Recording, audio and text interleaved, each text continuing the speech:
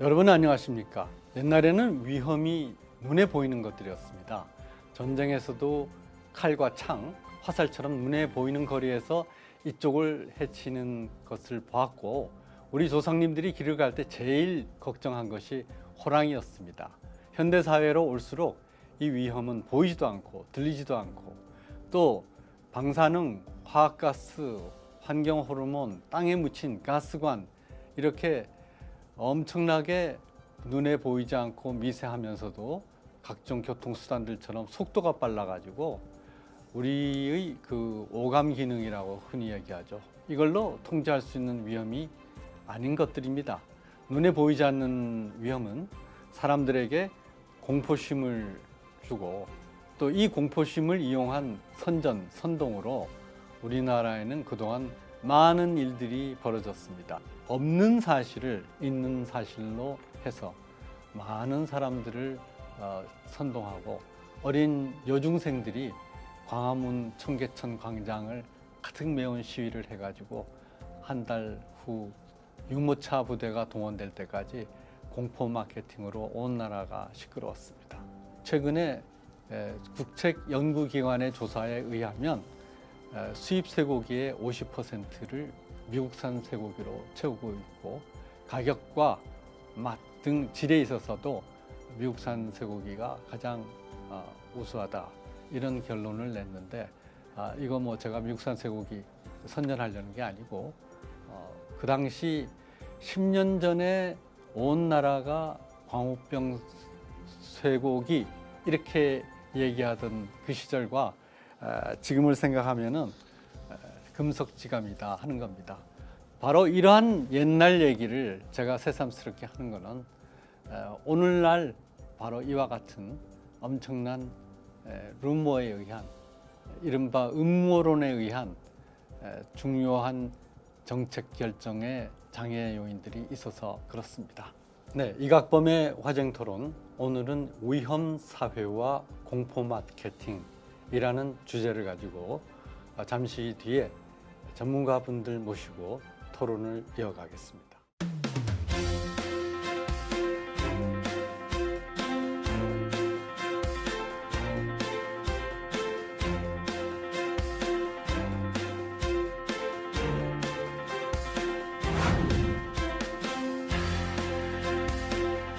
오늘 이 자리에는 손영준 국민대 언론정보학부 교수님 나오셨습니다. 안녕하세요. 안녕하십니까. 그리고 신동호 서울대 원자력공학과 박사님 나오셨습니다. 저희가 초대하는 최초의 20대 젊은 박사신데, 안녕하세요. 안녕하십니까. 네. 10년 전 청계천 광장, 시청 앞 광장을 가득 메웠던 그 젊은 여중생들은 지금 이미 25세를 넘어선 20대 중반의 여성들인데요. 그 여학생들은 이제 물론 여학생이 더 이상 아니겠지만 어떤 생각들 하고 그때 철없었다 이렇게 생각할까요? 아니면은 여전히 우리가 옳았어라고 생각할까요? 10년 전 이제 광우병 사태의 경우에는 이제 많은 사람들의 기억에서 사라졌다고 생각은 합니다만은 그 당시로서는 엄청난 사건이었었죠. 네.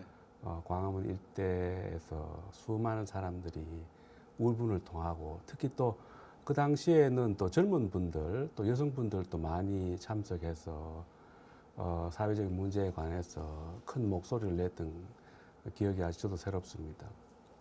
그분들이 지금 10년이 지난 지금 어떤 생각을 하실지도 참 궁금한 점이긴 합니다만은, 제가 이제 그 우리 사회자님께서 광우병 이야기를 하시면서 드는 생각은, 광우병 사태가 한국 사회에서 어떻게 보면 그전에도 그런 일이 없었던 것은 아니지만 잘못된 언론 보도로 인해서 우리 사회가 얼마나 큰 광범위한 영향을 받는지를 아주 여실히 보여준 그런 사례라고 생각을 합니다.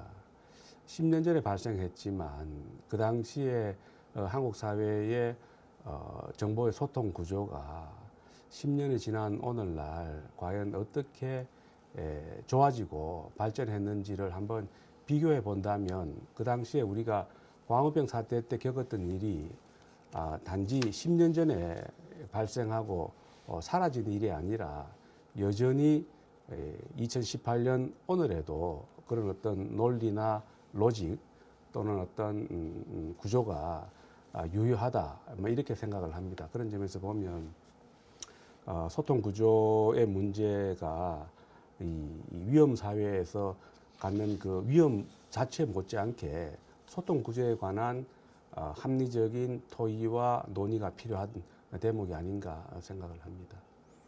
네, 우리 신동호 박사님, 당시에 뭐 아마 대학생이었어요, 고등학생이었어요. 근데 어떻게 보았고 지금은 10년이 지난 다음에 예. 20대 말에 이 젊은 신진 학자로서 어떻게 생각하세요? 예, 제가 대학교에 입학한 게 2008년입니다. 그래서 광우병 사태를 더욱더 이제 생생하게 기억을 하는데요. 제가 신입생 1학년 때 있었던 일이었습니다. 그 당시에는 인터넷의 카페와 같은 커뮤니티가 각과 각 반별로 되게 활성화되어 있어서 그 안에서 되게 많은 정보의 소통이 있었습니다.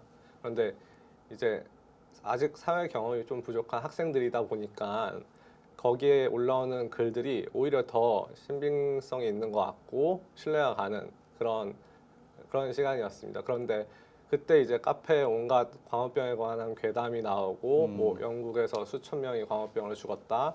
우리나라 치매의 원인은 광우병 때문이다. 막 이런 어처구니 없는 소문까지 돌았었는데요.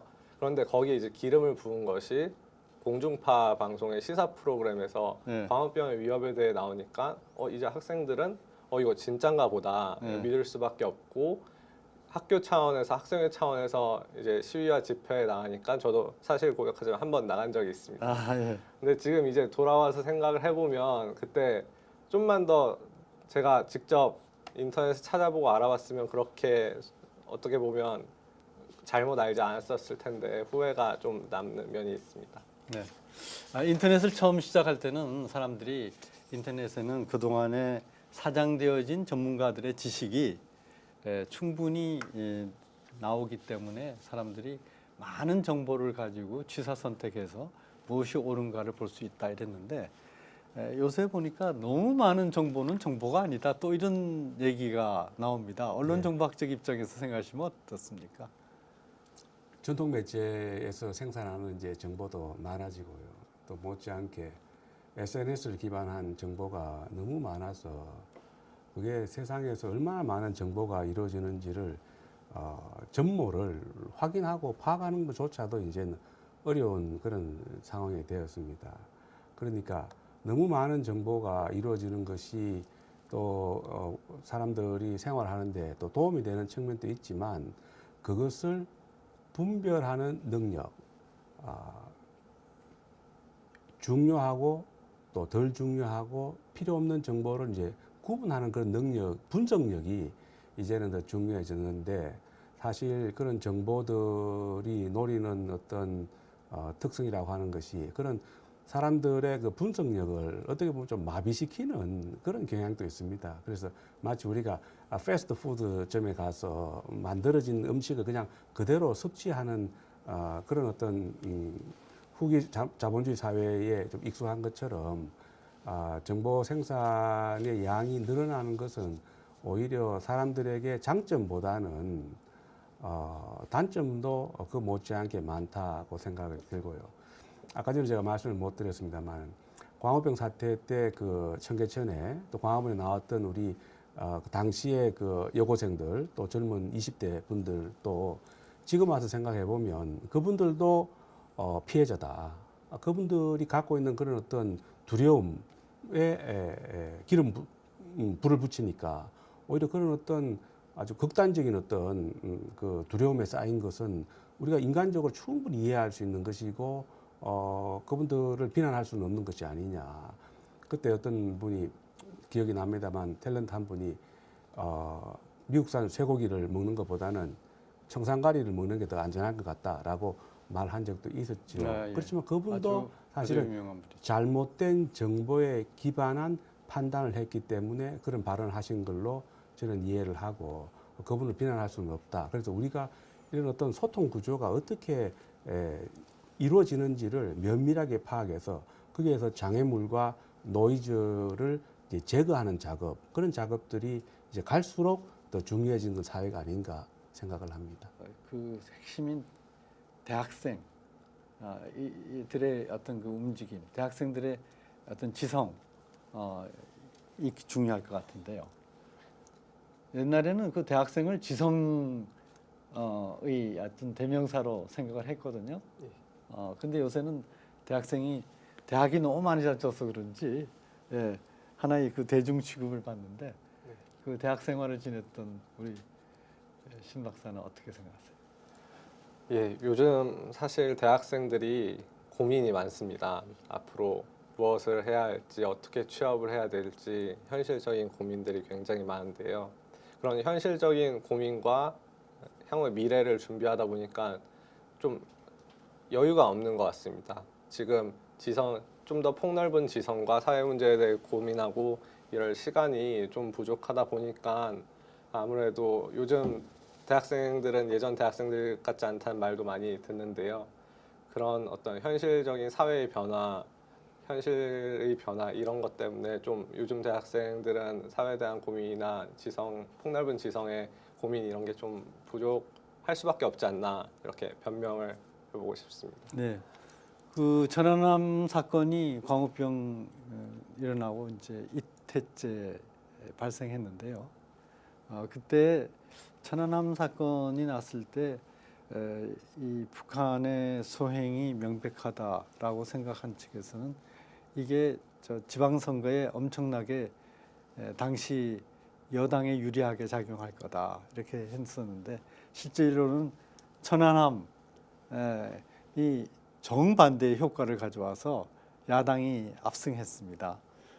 그때도 천안함은 북한의 어뢰에 의한 폭침이다라는 설에 대해서 여야를 경계선으로 전혀 상반된 입장 변화가 표현이 있었는데 어떻게 이렇게 정치권이 서 있는 입장에 따라서 같은 사안에 대해서 다른 해석을 누리는 있습니까? 아무래도 이제 정치인들은 이제 정치적 가치를 지향하고 또 정치적인 어떤 이해득실을 따지다 보니까 동일한 사안이라 하더라도 또 여론의 변화가 있고 또 정치적 위상이 이제 바뀌게 되면 뭐 좀 다른 동일한 사물이라 할지라도 다른 의견을 낼 수는 있다고 봅니다. 물론 변화한 데 따른 어떤 합리적인 어떤 논쟁 과정이 필요하긴 합니다만은 제가 좀 관심 있게 말씀드리고 싶은 부분은 정치인의 말 바꾸기도 심각한 우리 불신 사회를 만드는 중요한 요인이지만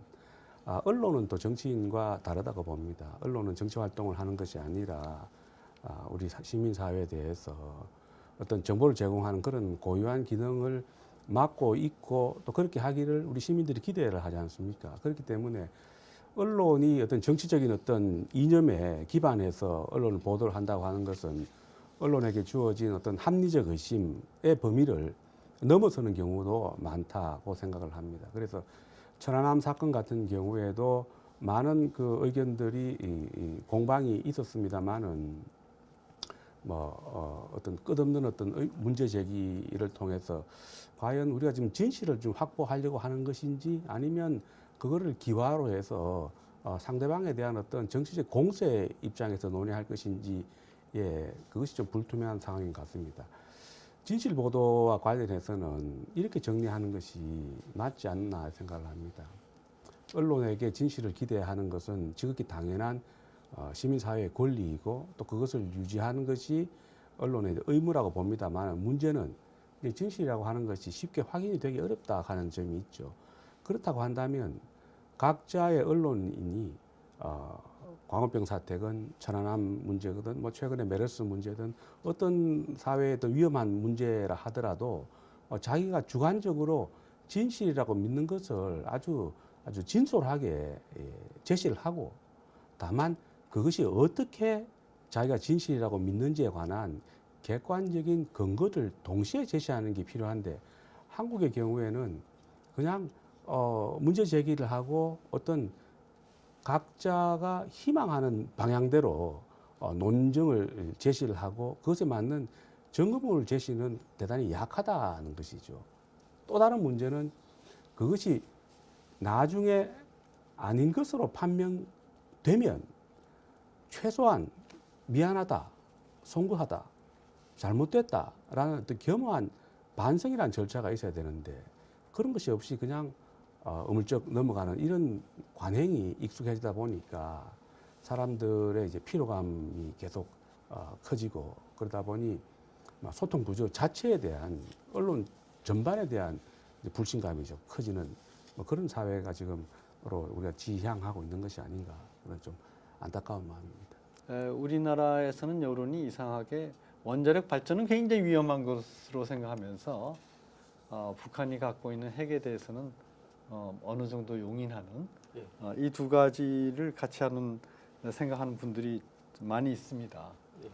근데 20대로서 20대가 세대별로 따지면은 원자력은 위험하다 하는 생각을 가장 많이 갖고 있는 것으로 여론조사에서 나타나고 있는데 실제로 원자력을 잘 아는 학자로서 20대에서 세대의 생각을 보면 어떤 생각이 듭니까? 저도 사실 젊은 세대의 원전에 대한 불안을 이해를 하지 못하는 건 아닙니다. 저도 만약 원자력을 전공하지 않고 원자력에 대해서 잘 몰랐다면 워낙 주변에서 위험하다고 하고 자극적인 컨텐츠도 많고 영화에서도 되게 무섭게 나오고 이러니까 저도 당연히 무섭다고 생각을 할 것 같습니다. 하지만 다만 이제 원전이 주는 효용을 이제 생각해야 될 때인 것 같습니다. 아직 20대는 사회에 나서지 않은 사람들이 많고 경제 활동도 아직 하고 있지 않은 인구도 많고 그러니까 사실 원전이 주는 효용보다는 그냥 원전이 무섭고 두렵고 이러니까 그냥 안 했으면 좋겠는 이런 단순한 생각이지 않을까 싶습니다. 하지만 이제 이 20대가 30대가 되고 40대가 되어 사회에 이제 주역이 되고 산업에 참여하게 되면 그때 이제 원전의 효용을 절실히 느끼지 않을까 싶습니다. 그래서 지금 현 세대가 정부의 탈원전 정책을 좀 엄중히 생각해야 된다고 생각을 합니다. 정부의 말대로 탈원전을 지금 시작하면 앞으로 지금 정권의 임기 내에 전기요금도 오르지 않을 것이고 오히려 원전은 증가합니다. 왜냐하면 원전의 계획과 건설 기간은 8년에서 9년의 시간이 흐르기 때문에 지금 탈원전 정책을 한다고 해서 지금 당장 아무 부정적 영향이 나타나지는 않습니다. 하지만 지금 20대가 사회에 진출하는 8년 후, 9년 후에 본격적으로 탈원전의 정책에 대한 부정적인 효과가 날 텐데 그때 저희 세대가 그 탈원전의 부작용을 그대로 맞이하지 않으려면 지금 젊은 세대가 좀 더 원자력에 대한 효용과 이런 탈원전을 했을 때 기회비용 이런 걸 생각해서 원전에 대한 생각을 좀 더 전향적으로 바꿔야 되지 않을까 그런 안타까움이 있습니다. 원전을 실제로 공부를 하면 할수록 위험하지 않고 참 효용이 크고 좋은 에너지라는 걸 알 수 있는데 이런 점을 공감하지 못하는 것 같아 매우 안타깝고요. 그래서 저도 친구들 만날 때마다 이런 원전에 대한 얘기를 굉장히 많이 하고 저도 이제 개개 사생활에서 이게 설득하려고 많이 노력하는 편입니다. 네, 원전 관련해서 지금 신도 박사님 젊은 세대의 일반적인 생각하고 또 원자력 공학자로서 잘 원전에 대해서 아는 분이 실상을 봤을 때 그 차이가 너무 크다. 그래서 여기도 이 공포 마케팅이 굉장히 많이 지금 작용하고 있다 하는 말씀을 신동호 박사 해주셨는데, 근데 그 원전에 대한 논의도 보면은 원전이 계속돼야 된다라고 주장하는 측에서조차 원전을 반대하는 측의 주장을 상당히 많이 받아들여서 맞습니다. 원전은 위험하다 이걸 전제로 하고 얘기를 하더라고요. 다만 속도에 있어서 지금 정부에서 행하고 있는 것처럼 저렇게 급격하게 원전을 태양광으로 대체한다는 것이 사실상 불가능하고 또 태양광이 원전에 못지않게 여러 가지 사회적인 공해를 만들어내고 있는 에너지다. 이런 주장을 하지 원전이 위험하지 않다라고 하는 그런 확실한 주장을 안 해요. 원전 문제는 기본 논리 구조가 좀 잘못됐다고 생각합니다.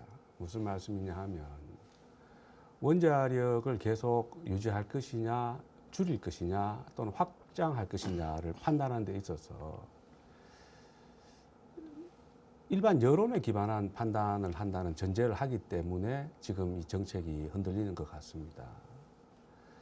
사실 저는 뭐 사회과학을 전공한 사람이고 자연과학을 모르는 사람입니다만, 제가 예전에 어떤 위원회에서 원자력 관련해서 좀 참여를 해서 뭐 전 세계 원자력 시설을 좀 견학해 본 적도 있고, 사용 해결료 단지도 한번 제가 좀 보고 설명도 듣고 했습니다만, 제가 그때 내린 결론은, 제 스스로 내린 결론은, 이 부분은 정말 전문가의 영역이구나. 모르는 사람이, 저를 이야기합니다. 거기에 대해서 어떤 판단에 어떤 영향을 끼칠 수 있는 발언을 하는 것이 온당하지 않을 수 있겠다라는 그런 생각을 제 스스로 하고 또 느꼈던 그런 경험이 있습니다. 그래서 지난번에 일본의 그 쓰나미 사태의 후쿠시마 원전 파괴라는 그런 영상을, 우리가 NHK 영상을 실시간으로 보면서 모든 국민들이 원자력 하면 곧바로 후쿠시마 원전을 생각하게 되는 그런 그 착시 효과가 있어서 많은 국민들이 원전에 대한 불안감이 있는 것이 사실입니다. 그렇지만 그것을 비난할 수는 없다고 봅니다.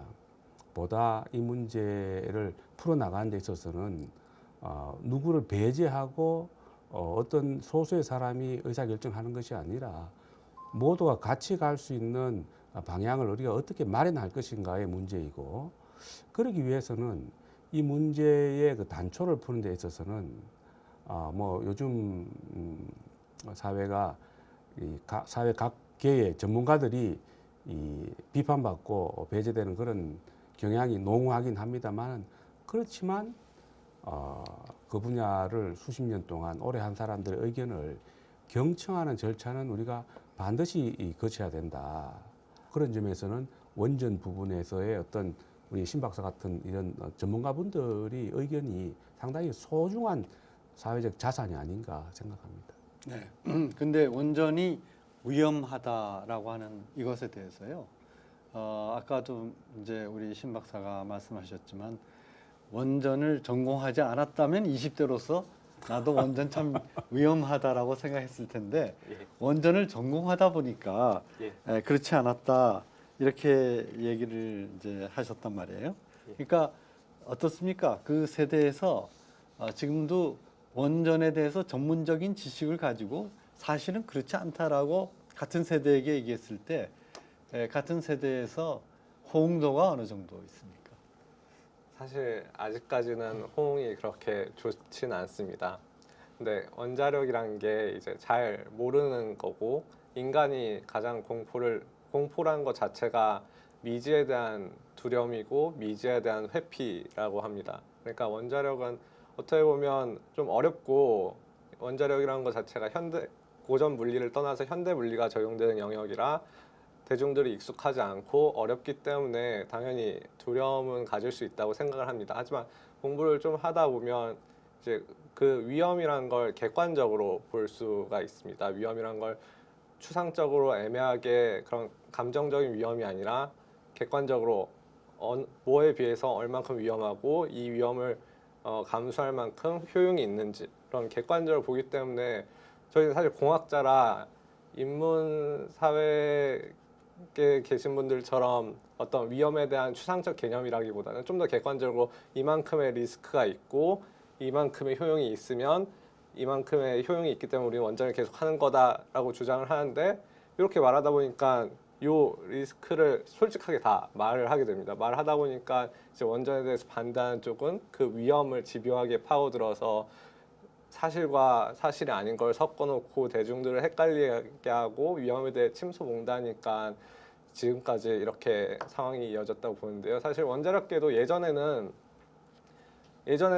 대중들과 의사소통하기 어렵고, 그렇기 때문에 우리는 맞는 일을 하는 거고, 원자력 종사자가 10만 명 가까이 있지만 이 사람들이 되게 국가와 사회를 위해서 바른 일을 하고 있기 때문에 그런 환경단체나 탈원전 주장자들의 의견에 크게 반응을 하지 않았습니다. 그렇게 반응을 안 타 보니까 점점 이제 환경단체나 원전을 반대하는 쪽의 주장이 사실이 어느새 사실이 되어버려 있고 여론 환경이 되게 안 좋아진 걸 이제 목격을 하고 이제 원자력 전문가들도 대중과 최대한 소통을 많이 해서 솔직하게 뭐가 위험하고 어떤 효용이 있고 그렇기 때문에 우리는 이걸 해야 되고 이런 걸 솔직하게 의사소통을 많이 하려고 노력하고 있습니다. 하지만 여전히 어려운 점이 있는 것 같습니다. 이 원전을 반대하는 측, 탈원전을 하는 사람들이 제일 먼저 들고 나온 게 원전 마피아거든요. 그래서 원전에 종사하는 사람들이 마피아로서 각종 비리를 가지고 원전을 만들어서 우리나라의 원전이 아주 위험한 원전이 되게 만들었다. 그래서 이 원전을 논의하는 데 있어서 전문가들을 배제한 이유가요. 전문가들은 다 원전 마피아들이다 하는 것이었습니다. 그래서 그분들이 주장할 때 민주적 방식으로 우리는 원전을 할 것인가 안 할 것인가를 결정한다 할 때 뭐가 민주적 방식이냐 하면 바로 전문가들을 배제한 채, 전문가들은 마피아니까 원전에 대해서 전혀 모르는 비전문가들이 원자력이라는 것에 아무 이해관계 없이 과연 원자력이 이게 위험하냐 안 위험하냐, 뭐 신고리 몇 호기를 지어야 되느냐 안 지어야 되느냐 이런 얘기를 이제 했었거든요. 이렇게 보면은 우리가 이 원전에 대해서 얘기하는 그 공포 마케팅에 이 순서들이 다 있는 것 같아요. 그걸 주관하던 사람들을 마피아 내지는 비리, 적폐 이렇게 딱 규정해 놓고 그러고 난 다음에 거기서는 이 소명 의식이라는 건 없습니다, 그죠? 그러고 난 다음에 이제 원자력은 진짜 위험한 건데 그래도 하겠느냐 하고 이제 비전문가들에게 물어보는 것이 공론화 위원회인데요. 최근에 제가 이런 생각을 해봤습니다. 그 문재인 정부 들어서서 1년 사이에 서울 시내 아파트 값이 상당히 올랐잖아요. 원전과 좀 다른 이야기입니다만. 그러니까 지금 상당히 큰 사회적 문제가 되고 있죠. 그래서 정부가 아마 뭐 조만간 대책 마련을 강구하겠다, 공급을 늘리겠다. 그 중에 이제 나오는 대안 중에 하나가 그린벨트를 풀어서 택지를 조성하겠다는 거죠. 그래서 그린벨트 대상 후보 지역이 뭐 서울과 경기권에 몇 군데가 지금 제시된 걸로 알고 있습니다. 그린벨트라는 게 뭡니까? 우리가 도시의 과도한 확장을 막기 위해서 우리 스스로가 보전 지역으로 하자고 하는 것이 그린벨트인데 상황에 따라서 공급이 부족하면 뭐 그런 부분들을 환경 파괴, 그린벨트를 줄이는 것을 저걸 환경 파괴라고 봐야 될지 아니면 어떤 지속 가능한 성장이나 발전을 위해서 우리가 어떤 타협과 합의의 영역으로서 그린벨트 개발하는 것이 문제에 대한 두 가지 관점이 있는데 현재로서는 뭐 그린벨트를 파괴하면 안 된다라는 건 주장은 제가 들어보지는 못했습니다. 필요하다. 우리 사회 발전을 위해서는 약간의 환경 파괴도 필요한 것이다. 이렇게 합의가 되는 것 같습니다. 근데 원전의 경우의 부분은 또 그린벨트랑 좀 다르긴 합니다만은 정확한 정보를 바탕으로 해서 논의하고 잘못된 판단을 하게 되면 이건 아닌 것 같다라고 할 적에는 수긍하고 상대방의 의견을 존중하는 것이 필요하다고 봅니다. 제가 병원에서 수술을 받은 적이 있는데요. 수술실에 들어갔을 적에 이런 생각을 해봤습니다. 모든 것은 저 수술 집도의 판단에 맡기겠다. 그 결과를 수용하겠다라는 그런 어떤 신뢰를 주고 믿음을 갖고 판단하는 것이지, 그것에 대해서 물론 의료사고도 있긴 합니다만 대개 일반적으로는 그 사회 전문가 영역들의 판단을 저희들은 이렇게 관중의 입장에서 지켜보면서 어떤 합리적인 어떤 논의 구조가 위배되는 것이 있는지를, 그런 것들을 이렇게 발견하고 그런 것을 발견하는데 주력해야 되지, 마치 우리 뭐 공론화위원회에서는 위원회 결과에 따라서 판단했습니다. 마치 비전문가가 선수가 되어서 심판이 아니라 관객이 아니라 주도적인 액터가 된다고 하는 것은 대단히 비정상적인 논의 구조다. 뭐 이런 구조를 좀 하루빨리 좀 수긍하고 존중하는 사회로 변화가 돼야 되는데 아까 사회자님 말씀처럼 원전 마피아 그래서 부도덕한 사람 집단으로 이렇게 딱 프레이밍이 되면 그분들의 전문성은 믿을 수 없는 것이 돼버리는 이런 상당히 극단적인 논의 구조가 반복적으로 이어지는 그런 상황입니다. 네, 손영준 교수님 수술을 받을 때 집도의에 대한 신뢰를 가지고 전신 마취를 받는 수술에 들어간다. 그 참 원전을 생각하니까 중요한 말씀 같아요. 그러니까 전문가들은 마피아다, 의료 마피아다 이래 버리게 되면 뭐 의료 마피아가 있을 수도 있지만 그 일부 사례가 예, 있을 수 있지만 심소봉대하는 경우죠. 네, 그렇게 되면은 문제되는 거죠. 그러니까 원전 같은 경우에도 일부 전선 회사 그것도 전선 회사에서 다시 하도급을 받은 회사에서 약간 그 전선 공급에 있어서 부분적으로 비리가 있었다 하더라도 이거를 확대해 가지고 원전하는 사람들은 다 마피아다 이렇게 하고서 따라서 그 사람들은 논의에서 배제하고 비전문가들이 하는 것이 민주적이다 이래 버리면 이제 할 얘기가 없는 거죠. 사회자님 말씀하신 것처럼 그 엔지니어링 분야의 그 미케닉스 부분은 비전문가는 사실은 이해하기 어렵고요.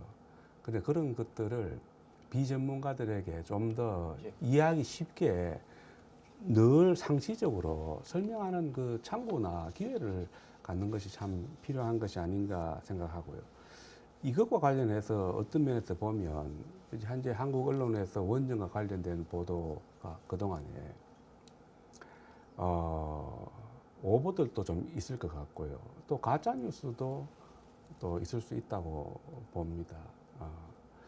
누군가가 이제 의식적으로 보도하는 경우도 있지만 잘 모르기 때문에 부정확한 정보를 제공하는 경우도 있을 수 있기 때문에 한국 언론계도 좀 더 늘 진실을 보도하는 그런 어떤 좋은 사명을 가지고 있으면서 만일 그것이 잘못됐거나 틀리다고 한다면 좀 더 겸허하게 그 문제를 볼 수 있는 그런 좀 열린 마음을 가지는 것이 좀 필요한데 어떻게 보면 좀 희망적인 사고에 각자 집착하다 보니까 어떤 좀 탄력적인 그런 보도는 좀 있기 어려운 그런 상황이 아닌가. 그만큼 우리 사회가 대단히 경직되어 있고 갈등지향적인 그런 경향성을 지금 띠고 있는 점은 참 우려할 만한 부분이라고 생각을 합니다.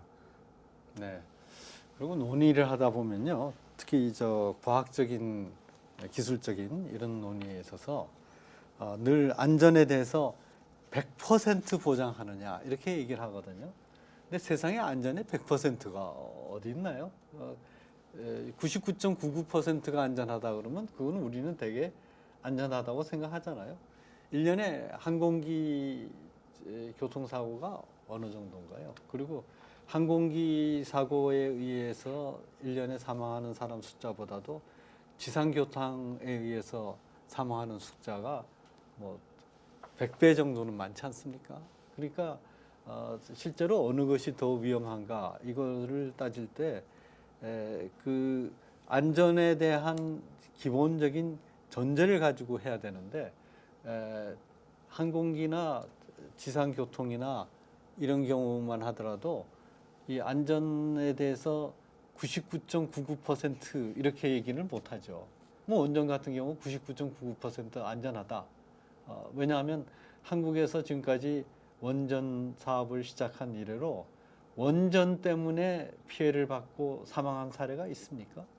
지금까지 원전으로 인해 직접적으로 사망하는 인원은 한 명도 없습니다. 네, 그런 사실이 지금 전혀 밝혀지지 않고 원전은 위험하다고 하는 그 전제에서 이야기를 시작하기 때문에 이 사태를 풀기가 어렵지 않는가 생각합니다. 사드의 경우에도 초창기 설치하기 직전에 한국의 유력한 매체에서 그런 보도를 했었죠. 사드 기지가 설치가 되면 전자파 때문에 뭐 주민들이 상당히 건강상 문제가 심각할 것이다라고 이제 보도를 했는데 뭐 지금 이제 사드 배치는 이제 진행되고 있고 근데 그걸 정정하지는 않더라고요. 네네네. 네. 뭐 국책연구기관에서 그때 나온 조사가 하루에 2시간 휴대폰을 사용하는 사람의 예. 받는 전자파보다도 훨씬 미미한 전자파가 나온다. 특히 그 사드 레이더에 딱 귀를 갖다 대는 건 아니잖아요. 그래서 전자파라는 것은 거리의 자승에 반비례하기 때문에 그렇게 따지면은 귀에 대고 하는 휴대폰보다도 훨씬 적은 전자파가 나온다를 국책연구기관에서 발표했는데도 그 이후에 그것에 대해서 사람들이 어느 정도 이해를 하고 더 이상 사드와 전자파는 연관시키지 않지만 그러나 아까 말씀하셨듯이 그걸 가지고 그 앞에서 막춤을 춘 정치인들은 아직도 자신들의 행위에 대해서 예. 전혀 사과를 하지 않습니다. 결국은 이러한 광우병 천안함 그리고 일부 사드 배치 그다음에 최근에 원전 이런 것들이 대체로 가시적이지 못하기 때문에 불확실하다 하는 것을 전제로 해가지고 여기에 있었습니다만은 이런 사태를 종합적으로 해서 두 분께서 마무리 말씀해 주신다면 어떻게 정리하시겠습니까? 먼저 손영준 교수님. 예, 1938년 미국 그 사례인데요. 미국 CBS 방송에서 라디오 방송입니다. TV가 등장하기 전입니다. 화성인이 지구를 침공했다. 그런 이야기가 라디오에서 흘러나왔습니다. 그래서 뉴욕과 뉴저지 일대의 사람들이 아주 그 공포, 패닉에 빠진 적이 있습니다. 정말 외계인이 지구를 침공했구나. 왜냐하면 유력한 CBS 라디오에서 그런 이야기가 나오니까 상당한 패닉이 빠졌다가 나중에 보니까 라디오 드라마의 한 내용이었다고 이제 해프닝성으로 끝난 적이 있습니다. 그래서 이제 언론학계에서는 그 1938년의 그 사례를 잘못된 정보에 기반했을 적에 사람들이 어떤 반응을 보이는가를 보여주는 아주 대표적인 사례로 이제 학계에서 이제 소개가 되고 있습니다. 요즘 이제 전통 매체뿐 아니라 SNS 포함해서 매체 수가 많아지고 정보도 아주 뭐 소화하기 어려울 정도로 폭발적으로 늘어나고 있지만 정말 진실한 정보를 얻는다고 하는 것이 참 어렵구나 하는 것을 늘 많이 느낍니다. 그래서 우리도 앞으로 이런 어떤 그 소통 구조를 좀 더 합리적으로 해야 된다 하는 그런 문제의식을 갖고 이것은 뭐 누가 잘했다 누가 못했다라고 판단하기보다는 모두가 이 문제에 일정한 책임감이 있다라고 서로 동반자 의식을 갖고 이 문제를 지속적으로 봐야 되고 그런 문제를 어떤 사회적인 어떤 중요한 발전을 위한 가치로 삼아서 우리가 조금 더 노력을 경주해야 되는 것이 아닌가 하는 그런 점을 말씀드리고 싶습니다. 네, 같이 우리 신동호 박사님 어떻게 생각하세요? 예, 이번 주제와 관련하여 원전은 이제 공포를 조장하기 굉장히 좋은 소재입니다. 눈에 잘 보이지 않고 어렵고 이렇기 때문에 공포를 조장하기 매우 좋은 소재인데 조금 더 대중과 국민들이 원전의 효용을 원전은 우리나라 에너지 믹스의 구성에서나 뭐 에너지 안보 측면에서 너무나 중요한 문제이고 이 에너지 문제는 우리 국가의 경쟁력과 생존과 직접적인 연관이 있는 문제인데 공포 마케팅에 너무 쉽게 넘어가서 대중들이 너무 쉽게 생각하는 건 아닌가 정말 우려스럽습니다. 그래서 대중들이 이 문제가 매우 중요한 문제인 걸 알고 그렇게 쉽게 언론이나 뭐 어떤 세력에서 주장하는 마케팅에 넘어가지 않고 조금만 더 직접적으로 잘 알려고 능동적으로 노력해보고 이에 대해서 효용과 위험을 잘 판단해서 좀 더 원전에 대해서 원전을 믿고 이런 공포 마케팅에 넘어가지 않으셨으면 하는 바람이 있습니다. 위험 사회와 공포 마케팅을 주제로 한 이각범의 화쟁 토론. 오늘은 손영준 국민대 언론정보학부 교수님과 신동호 서울대 원자력공학 박사님 같이 해주셨습니다. 거의 100여 전이죠. 1920년대 일본의 도쿄가 있는 관동 지방에서는 대지진이 발생했을 때 조선인이 우물에 약을 터뜨렸다라고 하는 괴담이 퍼져서 많은 제1조선인들이 흥분한 일본인 군중의 죽창에 희생이 되었습니다. 이렇게 공포 마케팅으로 민족 간의 그 분열을 일으켰던 100년 전의 사건을 생각한다면 우리가 오늘 21세기의 문제를 해결함에 있어서 보다 더 슬기롭게 객관적인 자료에 입각해서 우리나라의 중요한 문제를 결정하는 국민적 지혜가 있었으면 하는 바람입니다. 감사합니다.